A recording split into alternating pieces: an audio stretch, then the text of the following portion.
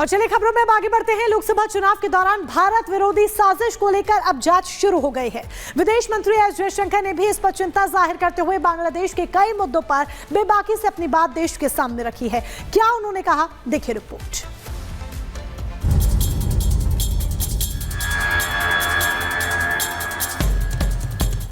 विदेश मंत्री एस जयशंकर ने यूएसएआईडी को लेकर अमेरिकी आरोप और बांग्लादेश मामले पर खुलकर अपनी बात लोगों के सामने रखी। जहां यूएसएआईडी को लेकर एस जयशंकर ने कहा कि यूएसएआईडी को भारत में अच्छे विश्वास के साथ काम करने की अनुमति दी गई थी, लेकिन इनकी गतिविधियों को बुरे विश्वास के साथ संचालित किया गया। अब इसकी जांच हो रही है। भारत में मतदान प्रतिशत के लिए 21 मिलियन अमेरिकी डॉलर आवंटित किए गए। यह आरोप चिंताजनक है। सरकार मामले की जांच कर रही है। यूएसएआईडी को भारत में अच्छे विश्वास के साथ काम करने की इजाजत मिली थी, लेकिन इनकी गतिविधियां बुरे विश्वास के साथ संचालित की गई। वहीं बांग्लादेश के मामले पर भी एस जयशंकर ने दो टूक जवाब दिया और कहा, जो लोग मुश्किल से अपना देश चला पाते हैं वो हमारे बारे में फैसला सुना रहे हैं। उन्हें ही तय करना होगा कि वो हमारे साथ किस तरह का संबंध चाहते हैं, लेकिन हम नहीं चाहते कि वो ऐसे संकेत दे जो दुश्मनी वाला।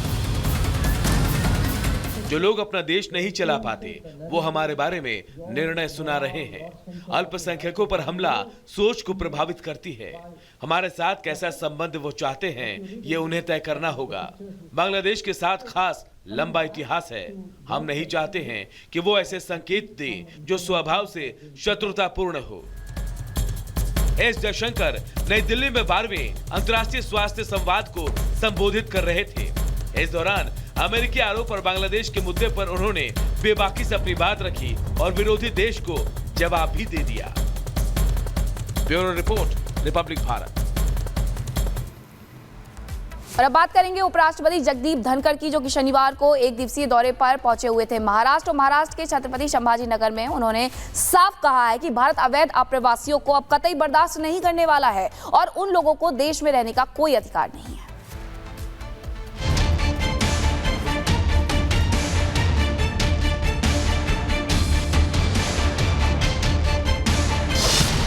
अवैध घुसपैठियों पर उपराष्ट्रपति सख्त।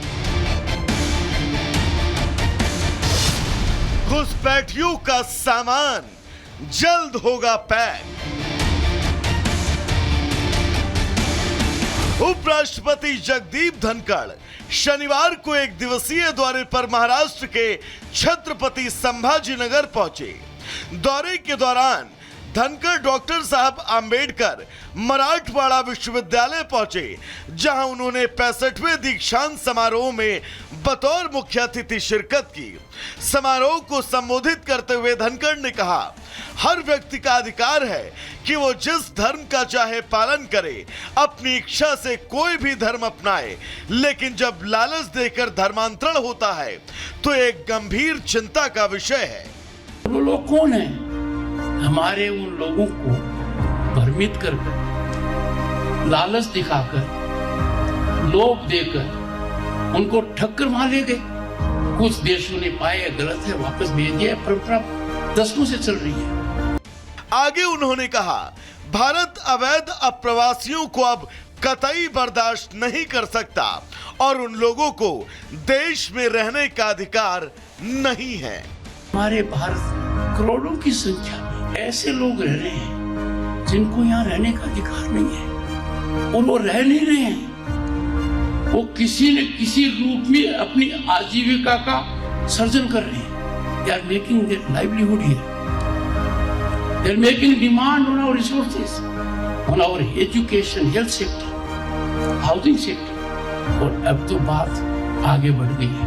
They are intervening in our electoral process. ये कोई पहला मौका नहीं था जब जगदीप धनखड़ ने इन मसलों पर अपनी प्रतिक्रिया दी हो। इससे पहले भी धनखड़ इन मामलों पर अपनी राय खुलकर रख चुके हैं। Bureau report, Republic Bharat. जानकारी देते पीएम मोदी का आज आज मध्य प्रदेश का दौरा है। छतरपुर में कैंसर अस्पताल का शिलान्यास करने वाले हैं। बाबा बागेश्वर धाम में ये कैंसर हॉस्पिटल बनने वाला है, जिसमें इंग्लैंड के डॉक्टर भी आने वाले हैं और इसी का उद्घाटन होने वाला है। इसी वजह से आज हम कह रहे हैं कि इतिहास में वो होने वाला है जो किसी ने नहीं सोचा है। आपने अभी तक मंदिर देखे होंगे हॉस्पिटल के अंदर, लेकिन अब मंदिर के अंदर आप हॉस्पिटल देखने वाले हैं।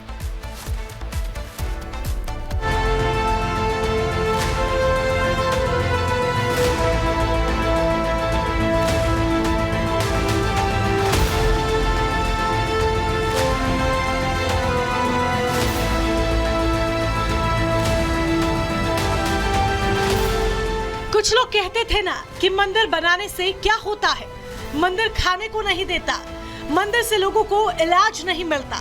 अब मंदिर से इलाज भी मिलेगा और पैसा भी नहीं लगेगा। ऐसा होगा छतरपुर के बागेश्वर धाम में, जहां एक बड़ा कैंसर अस्पताल बनने जा रहा है। पंडित धीरेन्द्र कृष्ण शास्त्री ने अस्पताल बनाने का जो संकल्प लिया था, आज उनके संकल्प को पूरा करने के लिए खुद प्रधानमंत्री नरेंद्र मोदी बागेश्वर धाम पहुंच रहे हैं और थोड़ी देर में कैंसर अस्पताल का शिलान्यास करेंगे। उस ऐतिहासिक क्षण का इंतजार कर रहे हैं जब 23 फरवरी को देश में एक नवाचार होगा, एक अनूठी परंपरा प्रारंभ होगी कि अब मठ और महात्मा समाज के लिए किस प्रकार से कार्य करेंगे कि जो है अस्पतालों में मंदिर नहीं, अब मंदिर में अस्पताल होंगे। पंडित धीरेन्द्र शास्त्री का संकल्प कितना बड़ा है, इसका अंदाजा तो कार्यक्रम में प्रधानमंत्री नरेंद्र मोदी के शामिल होने के इरादे से ही चल जाता है। लेकिन ये पंडित धीरेन्द्र शास्त्री के अस्तित्व का वो पहलू भी बनने जा रहा है जो उनके हिंदू राष्ट्र की मुहिम को भविष्य में नई दिशा देने में मददगार साबित हो सकता है। यहाँ पर आप चारों तरफ देख सकते हैं, जहाँ तक आपकी नजरें जाएगी वहाँ पर भगवा ध्वज है, साथ ही साथ प्रधानमंत्री नरेंद्र मोदी के कट आउट्स यहाँ पर लगे हुए हैं, क्योंकि प्रधानमंत्री नरेंद्र मोदी यहाँ पर पहुँचने वाले हैं और बुंदेलखंड वासियों को बड़ी सौगात यहाँ से मिलने वाली है, क्योंकि कैंसर हॉस्पिटल जिसके निर्माण की नींव प्रधानमंत्री नरेंद्र मोदी यहाँ से रखने वाले हैं और इसे लेकर प्रयागराज के साथ साथ अयोध्या, वाराणसी, मथुरा में श्रद्धालुओं की काफी भीड़ उमड़ रही है। महाकुंभ में स्नान के लिए देश से लेकर विदेशों से लोग प्रयागराज पहुंच रहे हैं। इसके साथ ही भव्य मंदिर में विराजे रामलला के दर्शन के लिए भी लोग अयोध्या जा रहे हैं। तस्वीरें आपके सामने ही, भीड़ बता रही है कि आस्था कितनी अपार है। सिर्फ महाकुंभ में ही श्रद्धालु नहीं पहुंच रहे, बल्कि महाकुंभ से जब उनका प्रवाह उनके घर की तरफ वापस लौट रहा है तो वो बीच मार्ग में अयोध्या रुक रहे हैं, रामलला के दर्शन करने के लिए वाराणसी रुक रहे हैं, काशी विश्वनाथ के दर्शन करने के लिए, क्योंकि ये आस्था का सैलाब है जो यहाँ पर उमड़ता हुआ आपको इन तस्वीरों के जरिए दिखाई दे रहा है। जहाँ नजर जा रही है वहाँ सिर्फ और सिर्फ भक्त और श्रद्धालु ही श्रद्धालु आपको दिखाई दे रहे हैं। तो देखिए, महाकुंभ में आस्था अपार है। 60 करोड़ के पार यह आंकड़ा पहुंच चुका है। हालांकि जब महाकुंभ की शुरुआत हुई थी 40-45 करोड़ का आंकड़ा माना जा रहा था कि श्रद्धालु महाकुंभ में पहुंचेंगे, लेकिन ये जन समुद्र है आस्था का और ऐसे में आंकड़ा अभी 60 करोड़ के पार पहुंच चुका है। आंकड़ा 70 के करीब जाने की उम्मीद जताई जा रही है, क्योंकि महाकुंभ के समापन में अभी 3 दिन शेष हैं। उधर अयोध्या में भी जन समुद्र देखा जा रहा है। श्रद्धालु देखिए किस तरीके से रामलला के दर्शन करने के लिए, उनकी एक झलक पाने के लिए ललायत है।